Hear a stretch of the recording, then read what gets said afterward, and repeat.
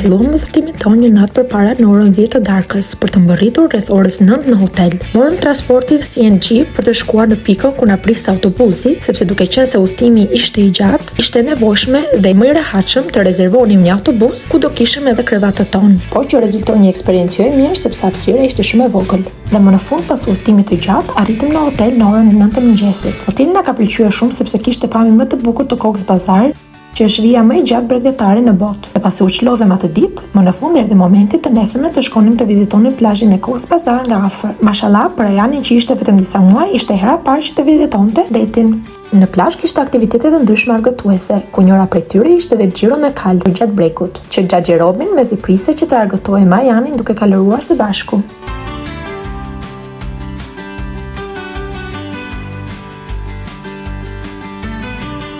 Por Ayanin ishte hera e parë që takonte gjyshërin nga Bangladeshi, kështu që mund ta imagjinoni mallin, dashurinë, mallëngjimin që kishin kur kishin birin pranë. Dhe Xhaxhi Robin ishte shoku më i mirë i Ayanit, ose më saktë ishin shokët e ngushtë për njëri tjetrin dhe bënin çdo gjë bashkë. Dhe më në fund pak argëtim për mamin dhe babin. Duke qenë se Bangladeshi është vend musliman, rrobat e banjës nuk janë veshje e përshtatshme për të dalë në plazh. Prandaj njerëzit futen në ujë me rroba. Dhe kjo është pikërisht përshtatja që të gjithë ne duhet të kemi kur vizitojmë një vend të ri, sepse jemi vizitor të atij vendi dhe duhet të përshtatemi dhe ta respektojmë.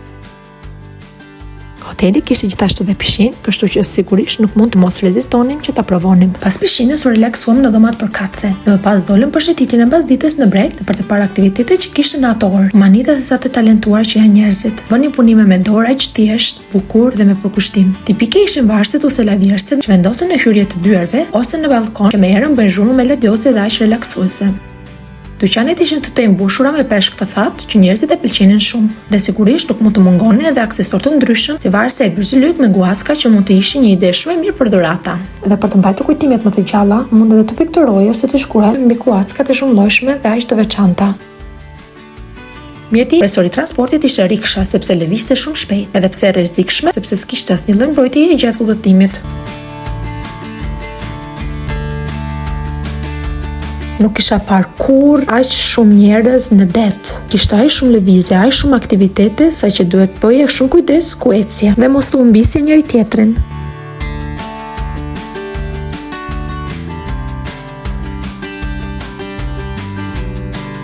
Dhe ku ka verë dhe plazh pa pambukët e sheqerit, dhe u kënaqa shumë kur i gjeta gjithashtu edhe në Bangladesh.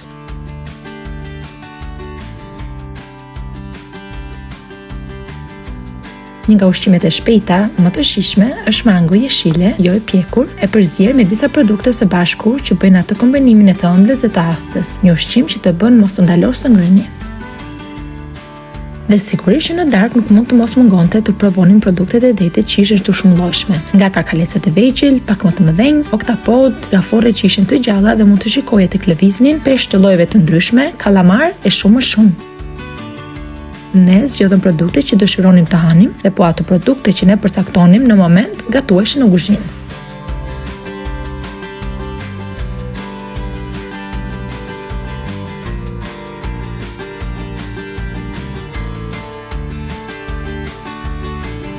Dhe ku ka ditë që mos të mbyllet me arë kokosi, lëngu ose uji i arë kokosit është një nga pijet më të shijshme, të freskëta dhe plot vlera. Pasi mbaron uji dhe arë kokosi është bosh, pritet në mes ku ka edhe materialin e butë që është si paluze, por aq i shijshëm. Kur arë kokosi maturohet ose kthehet në ngjyrë kafe, edhe përbërja e butë brenda bëhet e fortë dhe formon copsat e bardha që përdoren si putër për gatime. Të nesër nuk mund të rrija pa vizituar Himchori, ku gjendet një ujëvar e vogël, por dhe kodra që ngjitet për të shkuar deri në pikën më të lartë për të shijuar pamjen më të bukur të Cox's Bazar. Udhëtimi me CNG ishte një nga eksperiencat më të bukura, sepse dukej sikur po eci përgjatë gjithë bregdetit dhe ku shikoje pamje të ndryshme që simpërngjanin njëra tjetrës. Vija bregdetare ishte realisht e pafundme, ishte një udhëtim në bregdet që të dukej sikur ishte i përjetshëm. Ujvara ishte realisht e vogël, por kishte shumë vizitorë dhe më besoni, me ato temperaturat e larta të verës, uji i freskët ishte gjëja më e mirë që dëshiroj në ato momente, sepse një sfidë me temperaturat e larta na priste pak më vonë. Dhe po, ishte momenti për të ngjitur kodrën për të shijuar pamjen spektakolare të vendit. Shkallët ishin të pafundme, të ngushta dhe shumë të thepisura, aq sa të duheshin disa ndalesa derisa të arrijen në pikë. Te temperaturat që ishin 44 gradë e bonin akoma më sfiduese, por ne nuk u ndaluam. Unë po inspirohesha me mamin e Kazës, edhe pse bisikletet e saj avash hidhte hapat për të përmbushur misionin me sukses. Sepse sigurisht donin të shfrytëzonim ditën dhe mundësinë që ne ishim në atë vend për ta mbyllur këtë vizitë ashtu siç duhej. Dhe këto ishin hapat e fundit, ku në fillim, pak në hyrje të priste slogani I love him Chori, dhe shumë njerëz që bënin foto.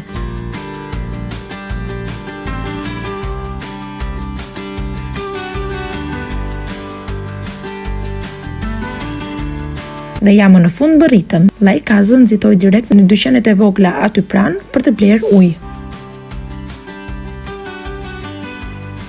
Dhe po, gjitha ajo lodhja ja kishte vlejt, sepse pamja ishte spektakolare dhe një eksperiencë që nuk përsëritej. Deti ishte pafund, ishte si një moment arti, një pikturë që lëviste dhe ne po jetonin çdo moment të saj. Dhe po, ja ku ishim ne, që po shijonim ato pamje spektakolare të vijës bregdetare më të gjatë në botë. Dhe çdo udhëtim të bukur vjen fundi. Nisemi për Dhaka, kryeqytetin e Bangladeshit. Sotëm të ktheheshim me avion, që ishte gjëja më e duhur, sepse në Bangladesh, duke qenë se është shtet i madh, ka dhe fluturime kombëtare, pra brenda qyteteve. Për prindin nga Bangladeshi ishte fluturimi i tyre i parë, kurse për mua fluturimi i parë kombëtar, sepse nuk e kisha idenë që udhëtime të tilla do ekzistonin në Bangladesh ose do të ishin të nevojshme. Por ja që po, ishte një eksperiencë ndryshe dhe shumë e veçantë, që unë e shijova shumë. Pris për mua ishte që edhe për një udhëtim aq të shkurtër shërbenin vakt të plot, sanduiç, biskota dhe ujë. Dajani në këtë udhëtim kishte vendin dhe ushqimin e tij, bashkë me Xhaxhi Robin, si shok të pandar, e shijuan shumë fluturimin.